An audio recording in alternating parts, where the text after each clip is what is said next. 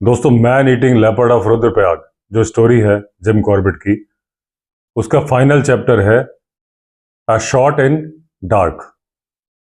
इस चैप्टर की शुरुआत जिम कॉर्बेट ने करी है खाने के समय के बारे में कि इंडिया में खाने का समय ऑलमोस्ट एक जैसा ही होता है हर जगह, जिसमें ब्रेकफास्ट का टाइम 8 से 9 सुबह, लंच टाइम दोपहर के 1 बजे से 2 बजे के बीच में और डिनर टाइम रात को 8 से 9। बोले जनरली लोग यही टाइम फॉलो करते हैं, लेकिन कॉर्बेट बता रहे हैं कि उनका जो मील टाइम था वो फिक्स नहीं था। जब से वो ये रुद्रप्रयाग आए थे, कभी रात को खाना खा लिया, दिन को नहीं खाया, कभी ब्रेकफास्ट किया तो पूरा पूरा दिन खाना नहीं खाया, कभी रात को 8 बजे दलिया खाया, सुबह 8 बजे सूप पिया। तो इससे उनके शरीर पे भी बहुत बुरा असर पड़ रहा था। लास्ट विजिट में भैंसवाड़ा गए थे तो उसके बारे में बता रहे हैं कि सुबह ब्रेकफास्ट के बाद से, एक दिन पहले के ब्रेकफास्ट के बाद से उन्होंने कुछ भी नहीं खाया था। यहाँ आके उन्होंने खाना खाया, 1 घंटे की नींद, सोए, नहाए, फिर ये निकल गए गुलाब राय की तरफ, जहां वो पंडित जो उस गुलाब राय धर्मशाला के ओनर थे, उनको वार्न करना था कि मैन ईटर इनके ही इलाके में घूम रहा है, वो सावधान रहे। कॉर्बेट बताते हैं कि वो पंडित के दोस्त बन गए थे जब से वो यहाँ पे आए थे, और तब से कभी ऐसा नहीं होता था कि जब भी वो वहां से निकले थोड़ी देर बैठ के बातचीत ना करें पंडित जी से। पंडित जी के पास बहुत सारी कहानियां थी कॉर्बेट को सुनाने के लिए मैन ईटर के बारे में, क्योंकि वो पंडित जी खुद भी मैन ईटर के विक्टिम थे। एक बार मौत के मुंह से बाल बाल बचे थे, और ये पंडित जी उन 2 सौभाग्यशाली आदमियों में से एक थे जो कि मैन ईटर के हाथ से जिंदा बचे थे। एक तो वो औरत जिसने फाइट लड़ी थी, जो दरवाजे के बीच में जिसने अपना जोर लगाया और अपाहिज हो गई थी लेकिन बच गई, और दूसरे थे ये पंडित जी। तो पंडित जी ने एक किस्सा सुनाया कॉर्बेट को कि एक लेडी थी जो कि अक्सर वहां से निकलती थी, इनकी जान पहचान भी थी। वो बाजार से लौट रही थी और लौटते लौटते वो लेट हो गई। तो उसने पंडित जी से कहा कि आप मुझे यहाँ शरण दे दो अपनी धर्मशाला में, क्योंकि मैं अपने घर जा नहीं पाऊंगी और खतरा है मैन ईटर का। तो पंडित जी ने कहा ठीक है, आप सो जाओ इसमें। 50 और तीर्थयात्री भी रुके हुए थे, तो उन्होंने कहा आप स्टोर के वहां पे सो जाओ, उस साइड बिल्कुल स्टोर है और यहाँ पे 50 पिलग्रिम सो रहे हैं, तो आपको सेफ्टी भी रहेगी। तो वो लेडी सो गई। अब जो शेल्टर था वो पूरी तरह से कवर्ड नहीं था, एक घास की छत वाला बरामदा था जो एक साइड से ओपन था, लेकिन जहां पे वो लेडी सोई उनके एक तरफ स्टोर रूम था और उसके बाद 50 तीर्थयात्री लाइन से सो रहे थे, उसके बाद फिर रोड थी। यानी अगर लेपर्ड को आना था तो 50 लोग के ऊपर से होके आना था, तब ये लेडी थी। अब रात को एक औरत जोर से चिल्लाई, सारे लोग उठ गए और वो बोली मुझे बिच्छू ने काट लिया है। लाइट थी नहीं, तो माचिस जला के उसके पैर का जांच की गई, तो देखा तो एक स्क्रैच था और उसमें से खून आ रहा था। तो सबने उसको डांटा कि बिच्छू के काटने से खून नहीं आता, ये किसी चीज की खरोच लग गई है। बिना मतलब में शोर मचा दिया, सबकी नींद डिस्टर्ब कर दी, सारे लोग दोबारा सो गए। पंडित जी का घर करीब 50-60 गज दूर था धर्मशाला से। सुबह जब वो अपने घर से आए और एक आम का पेड़ जो धर्मशाला उनके घर के बीच में था वहां पहुंचे, तो जो पहाड़ी औरत जो साड़ी पहनती है वैसी साड़ी वहां पड़ी हुई है और उसमें खून के धब्बे हैं। पंडित जी को लगा ये जो उनकी जान पहचान वाली लेडी थी जिनको कल उन्होंने शेल्टर दिया था, ये उन्हीं की साड़ी है, और उन्होंने सोचा कि उन्होंने सबसे सुरक्षित जगह अपनी धर्मशाला की उनको दी थी, वो एकदम लास्ट कॉर्नर जहां पे एक तरफ स्टोर था, इस साइड 50 तीर्थयात्री सो रहे थे। हुआ यह था कि लेपर्ड 50 लोगों को क्रॉस करता हुआ ये जो लेडी थी इनके पास पहुंचा, इनको मारा, उठाया। जब वो वापस आ रहा था तो उसके नाखून से उस औरत का पैर छिल गया जिसने रात को चिल्लाया था कि बिच्छू ने मुझे काट लिया। उसे बिच्छू ने नहीं काटा था, लेपर्ड चल रहा था, उसका पंजा ऐसे लग गया था और उससे खून आ गया था।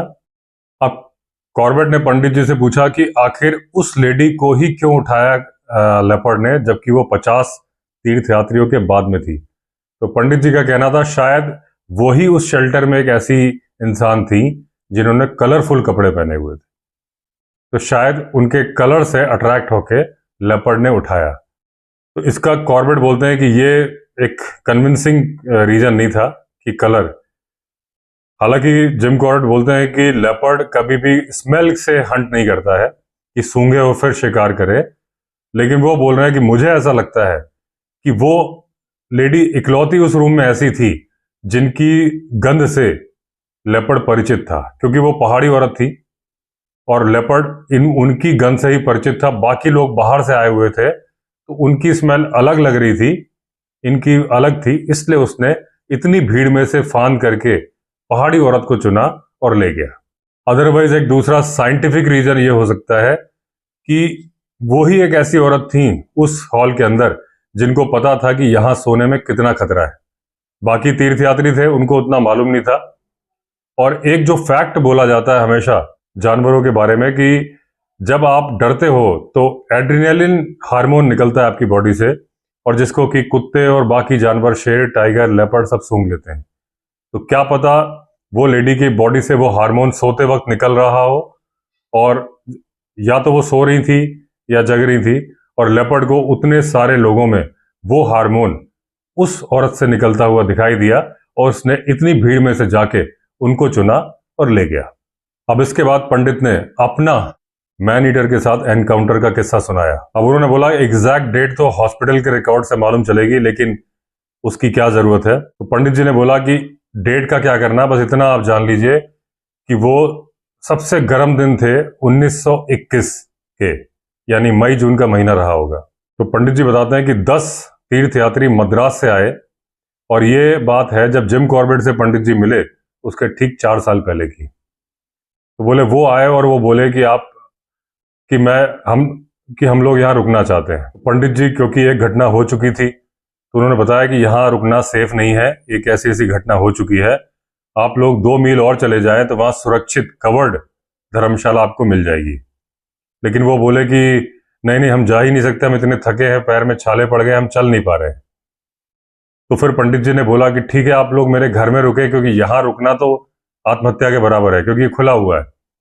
तो घर बोले उनका छोटा है, उसमें इतने सारे लोग कैसे आएंगे, लेकिन जैसे भी आएंगे, अगर आप नहीं जा सकते आगे तो फिर मेरे घर ही चले। अब पंडित जी का घर धर्मशाला से वही 50-60 गज की दूरी पे था, और उसी स्टाइल में बना था जैसा कि भैंसवाड़ा में घर के बारे में मैंने बताया था कि ग्राउंड फ्लोर का जो पोर्शन होता है वो अनाज रखने के लिए और पशुओं के लिए चारा रखने के लिए होता है। कुछ सीढ़ियां ऊपर तक होती है पत्थर की। उसके बाद फर्स्ट फ्लोर पे रेजिडेंशियल रूम होता है जिसमें आगे बालकनी होती है और एक दरवाजा, जनरली विंडो होती है, कभी नहीं होती है। अब जब पंडित जी और उनके 10 मेहमान ने भोजन कर लिया तो वो सब उस कमरे के अंदर दरवाजा बंद करके सो गए, जिसमें कि कोई वेंटिलेशन नहीं था। अब पंडित जी को रात को ऐसा फील हुआ कि अगर वो बाहर नहीं निकले तो गर्मी की वजह से उनका दम घुट जाएगा। 10-10 आदमी सो रहे थे, गर्मी के दिन थे और कोई वेंटिलेशन नहीं था। तो उन्होंने दरवाजा खोला और बरामदे में आ गए सांस लेने के लिए, और अपने हाथ जो बरामदे के पिलर है उसमें टिका के जोर से सांस खींचने लगे। और जैसे ही उन्होंने सांस खींची, उनके गले में किसी के दांत घुस गए और उन्होंने उस खंभे को पकड़ के एक जोरदार लात मारी जो भी उनके गले में दांत गड़ा रहा था, और वो था मैन ईटर लेपर्ड। और जोरदार जब लात मारी तो लेपर्ड के पांव उखड़ गए और वो दांत जो है गला उनका चीरते हुए लेपर्ड नीचे गिरा उस वरांडे से ग्राउंड फ्लोर पे। अब पंडित जी को फील हुआ कि वो बेहोश होने वाले हैं, तो उन्होंने अपने दोनों हाथों से रेलिंग पकड़ी और थोड़ा सा साइड में हो गए। इतनी देर में लेपर्ड ने दोबारा जंप मारी और अपने नाखून गड़ा दिए उनके हाथ में। अब वो पंडित जी को नीचे खींच रहा था और पंडित जी ने रेलिंग पकड़ी हुई थी, उससे वो अपने आप को रोके हुए थे। अब उसके जो नुकीले नाखून थे उसके वजन से, क्योंकि पंडित जी ने रेलिंग नहीं छोड़ी, उसके वजन से उनके हाथ को चीरते हुए उसके नाखून निकल गए। इसके पहले कि वो तीसरी बार जंप मार के वापस आए, अंदर जो 10 तीर्थयात्री सो रहे थे उन्होंने वो आवाज सुन ली थी, क्योंकि पंडित जी के गले में छेद हो गया था और वो सांस नहीं ले पा रहे थे। तो जो सांस लेने का जो प्रोसेस होता है जिसमें वो बहुत जोर जोर से हवा खींच रहे थे और हवा यहां से निकल जा रही थी, वो अंदर तक जा रही थी। जल्दी से उन लोगों ने दरवाजा खोला, पंडित जी को अंदर खींच लिया, दरवाजा बंद कर दिया। अब बाकी की पूरी रात गर्मी के अंदर पंडित जी सांस खींचने की जद्दोजहद में थे, क्योंकि वो हवा खींच रहे थे, गले से निकल रही थी, किसी तरह से हवा अंदर जा रही थी और बहुत सारा खून बाहर बह रहा था। लेपर्ड दरवाजे पे पंजे मार रहा था और बाकी के बाकी तीर्थयात्री डर के मारे चिल्ला रहे थे। सुबह होने के बाद जब सूरज उगाया तब तीर्थयात्री पंडित जी को ले गए रुद्रप्रयाग में काली कमली वाले हॉस्पिटल में, जहां 3 महीने तक पंडित जी को जो भोजन पानी दिया गया एक ट्यूब डाल के, क्योंकि उनके गले में छेद था, ट्यूब डाल के दिया गया। 6 महीने हॉस्पिटल में रहने के बाद पंडित जी वापस गुलाबराय आए अपनी धर्मशाला में। 5 साल बाद जब फोटो लिए गए तो साफ साफ जो लेपर्ड ने छेद बनाए थे, जो हाथ को चीर दिया था, सारे निशान विजिबल थे। और कॉर्बेट बोलते हैं आज भी जब पंडित जी के बगल में बैठ के बात करो तो सारे वो निशान साफ साफ दिखते हैं। और कॉर्बेट बताता है कि पंडित ने हमेशा उस लेपर्ड को दुष्ट आत्मा बोला, कभी भी नहीं बोला कि वो लेपर्ड है। और जब पंडित ने एक सवाल पूछा कॉर्बेट से कि वो ऐसा कौन सा सबूत दे सकते हैं कि एक दुष्ट आत्मा एक शरीर नहीं धारण कर सकती है, तो कॉर्बेट ने कहा ह्यूमर में कि क्या बहस करूं। उन्होंने बोला हाँ जी, ये दुष्ट आत्मा ही है। और तब से कॉर्बेट जब जब पंडित जी से बात करते थे लेपर्ड को दुष्ट आत्मा ही बोलते थे। अब जब दोबारा यहाँ पे आए मुलाकात करने जिम कॉर्बेट, क्योंकि पंडित जी से ही मिलने आए थे उनको वार्न करने के लिए, तो कॉर्बेट ने बोला कि वो एविल स्पिरिट, दुष्ट आत्मा वापस आ गई है आपकी धर्मशाला के आसपास, आप भी सुरक्षित रहिए। और जो तीर्थयात्री आपके यहाँ रुकते हैं उनको भी बोलिए कि एक्स्ट्रा प्रिकॉशंस ले, क्योंकि वो इस वक्त आसपास ही घूम रहा है। 3 दिन तक वहीं पे एक जो घास का ढेर होता है घास सुखाने के लिए, उसके पास बंदूक लेके जिम कॉर्बेट बैठे जब तक कि आइबर्टसन पौड़ी से वापस नहीं आ गए। कॉर्बेट का कहना था कि आइबर्टसन जब भी आते थे इनमें एक नई जिंदगी फूंक देते थे। आइबर्टसन ने आके वही बोला जो गांव वाले बोल रहे थे कि कोई बात नहीं यार, नहीं मरा तो नहीं मरा, जब उसका टाइम आएगा तब मरेगा, अभी उसका टाइम नहीं है, लेकिन एक दिन उसका टाइम जरूर आएगा। कॉर्बेट बोलते हैं मुझे बहुत सारी बातें करनी थी आइबर्टसन से, हालांकि वो बीच बीच में चिट्ठियां लिखते रहते थे आइबर्टसन को, और आइबर्टसन उन चिट्ठियों को गवर्नमेंट को जो ब्रीफ भेजते थे उसमें भेजते थे, और गवर्नमेंट ने भी उसका एक्सट्रैक्ट निकाल के प्रेस में पब्लिक कर दिया था। तो जो कॉर्बेट की बातें थी वाया आइबर्टसन एंड गवर्नमेंट प्रेस में जा रही थी, लेकिन वो बोल रहे हैं इसके अलावा बहुत कुछ मुझे आइबर्टसन से बोलना था। और आइबर्टसन भी ये सारी बातें जानना चाहते थे, वो सुनना चाहते थे इनका पूरा एक्सपीरियंस इतने दिन जब वो यहाँ से एब्सेंट थे, क्या क्या हुआ। आइबर्टसन भी कॉर्बेट को वो सारी बातें बताना चाहते थे कि प्रेस में क्या क्या चल रहा है, गवर्नमेंट से क्या बातें आ रही हैं। और जो स्पोर्ट्समैन मतलब शिकारी, जिनको कि कॉर्बेट स्पोर्ट्समैन बोलते थे, उनसे पूरे इंडिया में सजेशन मांगे गए थे कि क्या वो आके लेपर्ड को मारना चाहते हैं और उनकी तरफ से क्या सजेशन है। तो क्या क्या सजेशन आए वो कॉर्बेट को बताना चाहते थे। अब इन लोगों ने प्रेस में जब सजेशन मांगे थे, एक प्रेस रिलीज जारी किया था कि जिस जिसके सुझाव हो दो, तो केवल 2 ही, एक सजेशन और एक इंक्वायरी आई थी।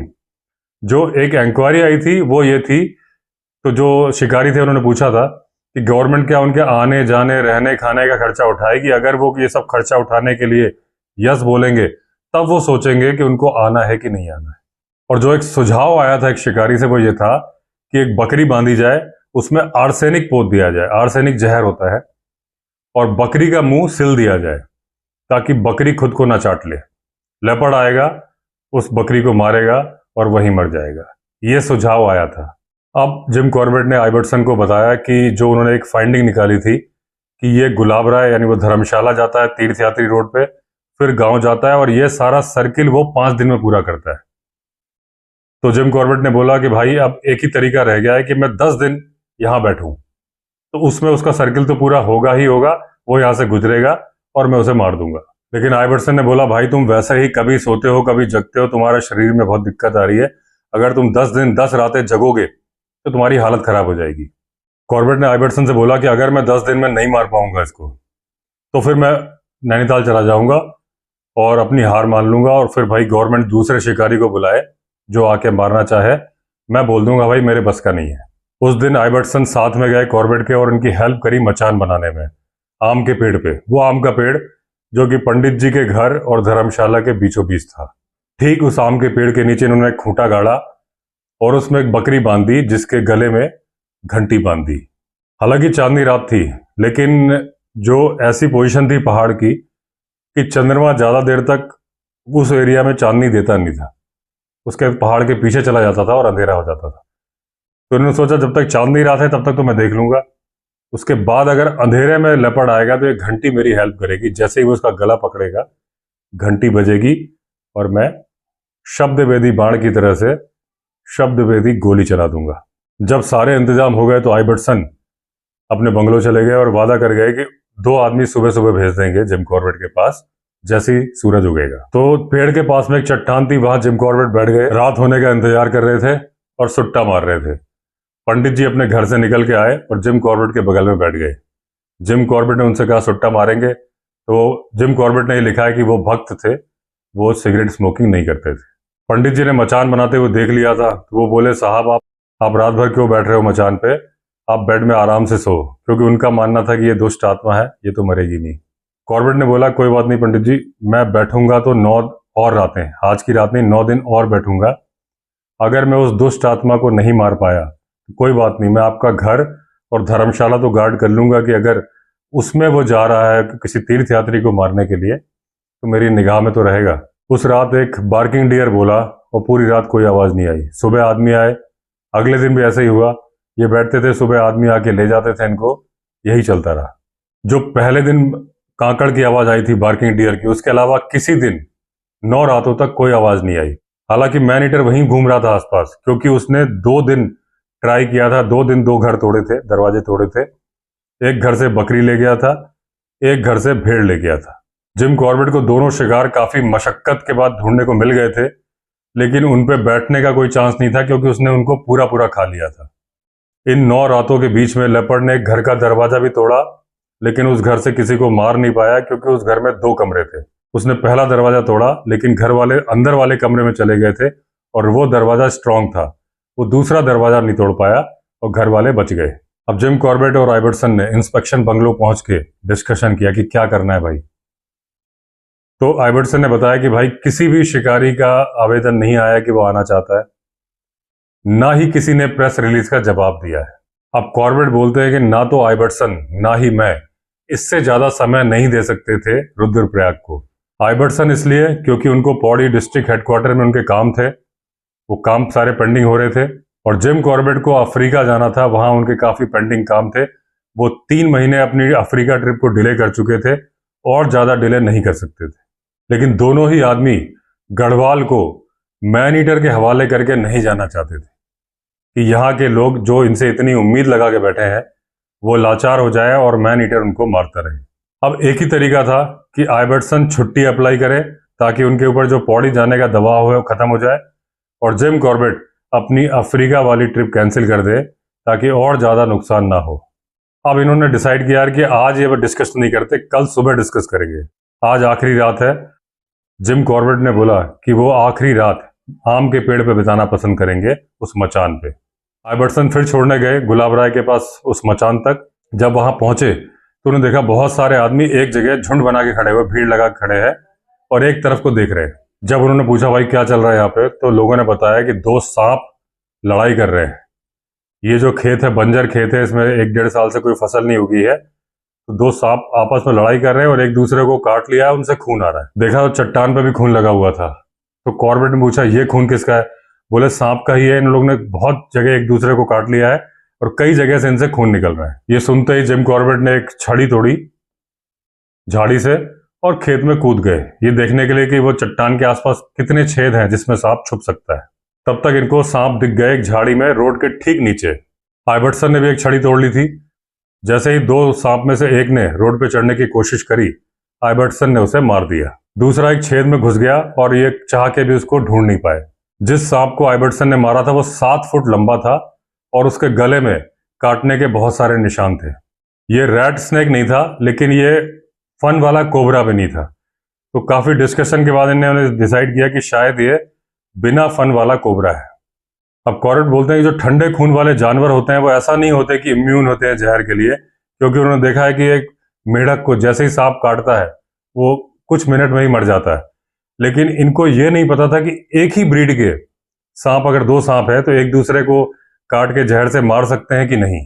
अब इनको ये भी लग रहा था कि वो जो सांप गड्ढे के अंदर घुस गया है, हो सकता है कि एक दूसरे सांप ने उसको काट लिया और जहर से अंदर ही मर जाए, और हो सकता है कि आज नहीं तो बुढ़ापे में मरे। आइबर्टसन चले गए और कॉर्बेट आम के पेड़ के नीचे खड़े थे, तो पंडित जी वहां से निकले अपने हाथ में दूध का भगोना लेके और बोले 150 तीर्थयात्री रुक रहे हैं, मैंने मना किया है लेकिन मान नहीं रहे और मैं हेल्पलेस हूं, मैं कुछ नहीं कर पा रहा हूं, रुकाना ही पड़ेगा। तो कॉर्बेट ने बोला पंडित जी को कि भाई सबको बोल देना कि यहाँ मैन ईटर का खतरा है, कोई भी रात को निकले ना, और रात को जब सोए तो एकदम पास पास सोए।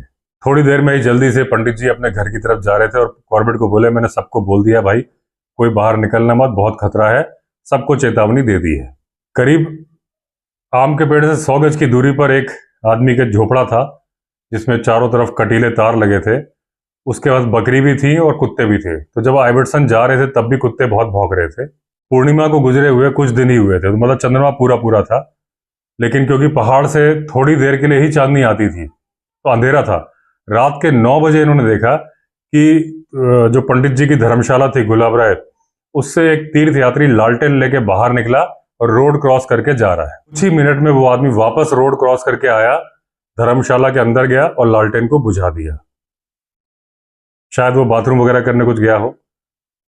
जैसे ही उसने लालटेन को बुझाया वैसे ही उस झोपड़े में, जो कटीले तार वाले झोपड़े थे, वहां से कुत्तों ने बिल्कुल लगातार भौंकना शुरू कर दिया, जैसा वो लेपर्ड को देख के करते हैं। कॉर्बेट बोले पक्का था कि लेपर्ड आ चुका है। अब लेपर्ड ने क्या था, वो लालटेन वाले आदमी को देखा और उसको देख के वो तेजी से आया। लालटेन वाला आदमी अगर थोड़ी देर बाहर रह गया होता अब तक लेपर्ड, उसकी गर्दन लेपर्ड के मुंह में होती, लेकिन वो भी जल्दी से ही लौट गया था। तो लेपर्ड बस अब मौके की तलाश में था, कैसे हमला करे। अब जो कुत्ते भौंक रहे थे, पहले तो वो रोड की तरफ भौंक रहे थे, अब उन कुत्तों ने कॉर्बेट के डायरेक्शन में भौंकना शुरू कर दिया था। कॉर्बेट बोलते हैं इसका मतलब उस लेपर्ड ने अब वो सोती हुई बकरी देख ली थी जो आम के पेड़ के नीचे बंधी थी, तो अब उसने टारगेट कर लिया था बकरी को और वो पेड़ की तरफ आ गया था।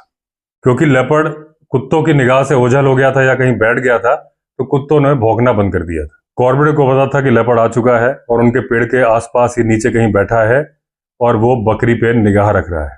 कॉर्बेट सोच रहे थे क्या वो ऐसा करेगा कि बकरी के चारों तरफ चक्कर मार के तीर्थयात्री को मारने जाएगा, या फिर वो बकरी पे के गर्दन में अपने दांत गड़ाएगा और कॉर्बेट को एक मौका देगा उसको गोली मारने का। इस आम के पेड़ में बैठते बैठते कॉर्बेट इतने हैबिचुअल हो चुके थे कि उनको बंदूक किसी भी दिशा में घुमाने की ऐसी प्रैक्टिस थी कि इनको जरा से टाइम में वो पोजीशन ले सकते थे। बकरी से कॉर्बेट के मचान की दूरी थी 20 फीट, लेकिन अंधेरा इतना गहरा था कि ये 20 फीट की दूरी भी कॉर्बेट देख नहीं पा रहे थे। तो उन्होंने डिसाइड किया कि जब मैं देख नहीं पा रहा तो आंखें बंद कर लेता हूँ, पूरा फोकस करता हूँ अपने कान पे। अपनी गन से कॉर्बेट ने एक इलेक्ट्रिक टॉर्च को अटैच किया हुआ था। कॉर्बेट आंख बंद करके सोच रहे थे कि लगता है लेपर्ड तीर्थयात्रियों के पास जा रहा है और वो सेलेक्ट कर रहा है कि किसको मारूं। लेकिन तभी पेड़ के ठीक नीचे कुछ आहट सी हुई और बकरी के गले में बंधी हुई घंटी बजी। अब जैसे ही इन्होंने टॉर्च जलाई, बकरी की तरफ देखा कि जहां टॉर्च पड़ रही है वहां लेपर्ड का कंधा है। बिना 1 सेकंड की देरी किए इन्होंने ट्रिगर दबा दिया और जैसे ही ट्रिगर दबाया गोली चली, वैसे ही टॉर्च बंद हो गई। अब कॉर्बेट बोलते हैं कि टॉर्च उस टाइम पे इतना कॉमन यूज नहीं होता था, ऐसी इलेक्ट्रिक टॉर्च पहली बार कॉर्बेट को मिली थी, तो इनको ज्यादा उसको यूज करना नहीं आता था। अब कॉर्बेट बोल रहे हैं उस टॉर्च को मैं कई दिन से लेके घूम रहा था लेकिन यूज नहीं किया था। तो एक बार तो उसने काम कर दिया, इन्होंने गोली चला दी, दोबारा बंद हो गई, दोबारा फिर बटन दबाया तो जरा सी चमकी, फिर बंद हो गई, मतलब उसकी बैटरी खत्म हो गई थी। और कॉर्बेट को यह आइडिया नहीं था कि बैटरी कितने दिन चलती है। जब इनकी गोली की आवाज सुनी तो पंडित जी ने दरवाजा खोला और चिल्ला के पूछा कि कॉर्बेट से क्या आपको किसी मदद की जरूरत है। लेकिन कॉर्बेट अपना पूरा फोकस उस वक्त कर रहे थे नीचे की आवाज पे। उन्होंने पंडित जी को कोई जवाब नहीं दिया। जब अपनी बात का जवाब नहीं सुना तो पंडित जी ने दरवाजा बंद कर लिया। वो समझ गए क्या मैटर है, दरवाजा उन्होंने बंद कर लिया। अब इनको पता था कि मेरी बंदूक की गोली तो लग गई होगी, लेकिन उसका नतीजा क्या हुआ इनको नहीं पता था। इनको अंदाजा था कि लेपर्ड रोड की तरफ गया होगा। जिस वक्त पंडित जी ने आवाज दी थी कि आपको मदद की जरूरत है क्या, ठीक उसी टाइम पे इनको नीचे गुर्राहट की आवाज सुनाई दे रही थी। तो उस आवाज में ये आवाज धीमी पड़ गई और उसके बाद ये आवाज भी नहीं सुनाई दी। जो 50 मीटर दूर तीर्थयात्री सो रहे थे 150, वो उस गोली की आवाज से जग गए थे। कुछ फुसफुसाहट की आवाज सुनाई दी, लेकिन उसके बाद वो फिर सो गए। बकरी को कोई चोट नहीं लगी थी क्योंकि बकरी की जो घंटी बज रही थी उससे ऐसा लग रहा था कि वो घास खा रही है। कॉर्बेट ने जो गोली चलाई थी रात के 10 बजे चलाई थी, लेकिन उसके बावजूद अभी तक चंद्रमा उस पोजीशन में नहीं आया था जब वहां पर रोशनी आती है। तो कॉर्बेट ने काफी देर बहुत अटेंशन देने के बाद फिर वो आराम से बैठ गए, सिगरेट निकाली, सुट्टा मारा। जैसे ही चंद्रमा उस पोजीशन में आया कि रोशनी आने लगी, कॉर्बेट जल्दी से मचान छोड़ के पेड़ के ऊपर चढ़ गए कि वहां से उनको कुछ नजर आए। लेकिन जो पेड़ की ब्रांचेस थी वो उनका विजन रोक रही थी। अब सुबह के 3 बज गए थे, लेकिन उसके बाद भी इनको कुछ नजर नहीं आ रहा था। धीरे धीरे आसमान में लालिमा छाने लगी सूरज के उगने की। तो कॉर्बेट नीचे उतरे और नीचे की तरफ बढ़े। जब ये नीचे उतरे पेड़ से तो बकरी ने फ्रेंडली मूव किया जैसे इनकी दोस्त हो। रोड के किनारे एक लंबी सी चट्टान थी। जब वहां पहुंचे तो उनको 1 इंच मोटी खून की धारा दिखाई दी। अब कॉर्बेट ने जब वो धारा देखी तो ये समझ गए कि ये लेपर्ड 1-2 मिनट से ज़्यादा नहीं जिया होगा, क्योंकि इतनी मोटी खून की धारा थी। लेकिन फिर भी वो कार्निवोरस जानवर था, तो पूरी सावधानी की जरूरत थी। करीब 50 गज दूर गए तो इनको लेपर्ड मरा हुआ दिखाई दिया। वहीं पे एक होल था, उसके पास में लेपर्ड मरा था और उसकी जो चिन्ह थी वो उस गड्ढे के ऊपर रखी हुई थी। अभी इस टाइम तक कोई निशान ये नहीं पहचान पाए थे, लेकिन इनको जरा सा भी शक नहीं था कि ये मैन ईटर नहीं है। अब ये बोल रहे ये वो जानवर था जो कोई दुष्ट आत्मा या दुष्ट राक्षस नहीं था, लेकिन एक ऐसा जानवर था जिसको सबसे ज्यादा नफरत की जाती थी, जो सबसे ज्यादा खतरनाक था, जिसने सबसे ज्यादा लोग मारे थे। जो उसका क्राइम था वो प्रकृति के कानून के विरुद्ध नहीं था, लेकिन इंसान के कानून के विरुद्ध था, क्योंकि प्रकृति ने तो उसको मारने के लिए ही बनाया था, वो चाहे इंसान को मारे चाहे जानवर को। लेकिन इंसान का कानून था कि इंसान को नहीं मार सकता था। अब वो सबसे ज्यादा नफरत किया जाने वाला जानवर मरा पड़ा है, जहां उसकी चिन्ह एक गड्ढे में पड़ी हुई है। अब वो शांति के साथ अपनी आखिरी नींद में सो रहा है। बोले एक बंदूक की गोली के बाद मेरे उससे जितनी दुर्भावना थी खत्म हो गई थी। अब मेरा दुश्मन आराम से सो रहा था। तभी मुझे खांसने की आवाज सुनाई दी। देखा तो रोड के किनारे पंडित जी खड़े थे, ऊपर से नीचे ही देख रहे थे। अब कॉर्बेट ने पंडित जी को नीचे बुलाया। पंडित जी जब पास में आए तो पूछा, ये मर गया क्या? तो मैंने पंडित जी से बोला कि ये वही दुष्ट आत्मा है जिसने 5 साल पहले आपके गले में दांत गड़ाए थे, आपका गला चीर दिया था। तो पंडित जी ने हाथ जोड़े और उनके पैर छूने की कोशिश करी कॉर्बेट के। सड़क के ऊपर से आवाज आई, साहब आप कहाँ हैं? देखा तो उनके आदमी सड़क पे परेशान होकर आवाज लगा रहे हैं। तो उन्होंने आवाज लगा के आदमियों को बोला वो यहाँ पे है और सुरक्षित है। अब उनके आदमियों ने बोला कि पूरी रात वो बेचैन थे, उनको नींद नहीं आ रही थी। तो आइबर्टसन का जो जमादार था उसकी घड़ी में देखा 4:30 बजे थे। तो उन्होंने बांस लालटेन वगैरह सब तैयार कर ली थी। भागते भागते आए, जब हल्का अंधेरा था तो यहाँ देखा तो मचान खाली था, बकरी सही सलामत बंधी हुई थी और नीचे देखा तो खून था। इनको लगा लेपर्ड ने साहब को मार दिया। बोला अब तीर्थयात्री भी जमा होने शुरू हो गए थे और वो बोले मैं लेपर्ड लेके अपने आदमियों के साथ चला इंस्पेक्शन बंगलों की तरफ। बकरी जिसको हल्की सी खरोंच आई थी उसको नहीं पता था कि अब वो अपने मालिक के लिए सोने की बकरी बन चुकी है, क्योंकि अब उसके गले में बड़ा सा पट्टा लगेगा और उसके बाद लोग उसको देखने आएंगे और पैसे देंगे, क्योंकि ये वही बकरी है जिसकी वजह से man eating leopard of Rudraprayag मारा गया। आइबर्टसन सो रहे थे, जब इन्होंने जगाया जिम कॉर्बेट ने। जैसे ही वो उछल के बाहर आए, जैसे ही सीन देखा लेपर्ड, उन्होंने एक सवाल नहीं पूछा कि ये मैन ईटर है कि कोई दूसरा लेपर्ड, और वो वहीं पर डांस करने लगे। आइबर्टसन ने खुशी के मारे चिल्ला के बोला जल्दी से चाय बनाओ, और बोला कॉर्बेट साहब के लिए गर्म पानी से नहाने का इंतजाम करो, और फट से अपने स्टेनो को बोला कि टेलीग्राफ टाइप करो कि गवर्नमेंट को संदेशा भेजो कि the man eating leopard of Rudraprayag मारा गया। सेम टेलीग्राम उन्होंने जिम कॉर्बेट की सिस्टर मैगी को भेजा, अपनी पत्नी जीन को भेजा। बोले इस बार एक सवाल भी नहीं पूछा कि मैन ईटर है कि नहीं है। जब पिछला लेपर्ड जो गिन ट्रैप में मारा गया था उसके बारे में लगातार डिस्कशन चल रहा था कि मैन ईटर है कि नहीं है। आइबर्टसन बोल रहे थे मैन ईटर है, कॉर्बेट बोल रहे थे मैन ईटर नहीं है। उसके बावजूद आइबर्टसन ने टेलीग्राफ नहीं किया था गवर्नमेंट को। इस बार बिना पूछे टेलीग्राफ कर दिया, क्योंकि उनको पूरा यकीन था कि ये मैन ईटर था। आइबर्टसन के ऊपर बहुत ज्यादा जिम्मेदारी थी इस मैन ईटर को लेके। उनको बहुत सारे जवाब देने पड़ रहे थे। प्रेस सवाल पूछ रहा था, गवर्नमेंट सवाल पूछ रही थी कि आप क्या कर रहे हो, क्यों नहीं मारा जा रहा है। और 2 मई 1926 को आइबर्टसन इस संसार का सबसे खुश इंसान था जिस दिन ये मैन ईटर लेपर्ड मारा गया। अब हर जगह सूचना भेज दी गई, बाजार में, तीर्थयात्री निवास में, हर जगह, कि वो मैन ईटर जिसकी वजह से उनका जीना हराम था मारा गया। अब वो आज़ादी के साथ घूम सकते हैं। अब उसके बाद कॉर्बेट ने थोड़ा सोने की कोशिश की, लेकिन उनको डर लग रहा था क्योंकि इनके मोच आ गई थी, तो उनको डर लग रहा था कहीं वो दर्द बढ़ ना जाए। उसके बाद आइबर्टसन और कॉर्बेट उस लेपर्ड को नापने के लिए आए। जब उस लेपर्ड को नापा गया तो उसकी लेंथ थी 7 फीट 10 इंच। लेपर्ड का मुंह ब्लैक था, तो वो साइनाइड की वजह से, साइनाइड उसने कहीं ना कहीं खा लिया था, कई बार साइनाइड छोड़ा गया था डेड बॉडीज में, उसकी वजह से उसका मुंह ब्लैक था।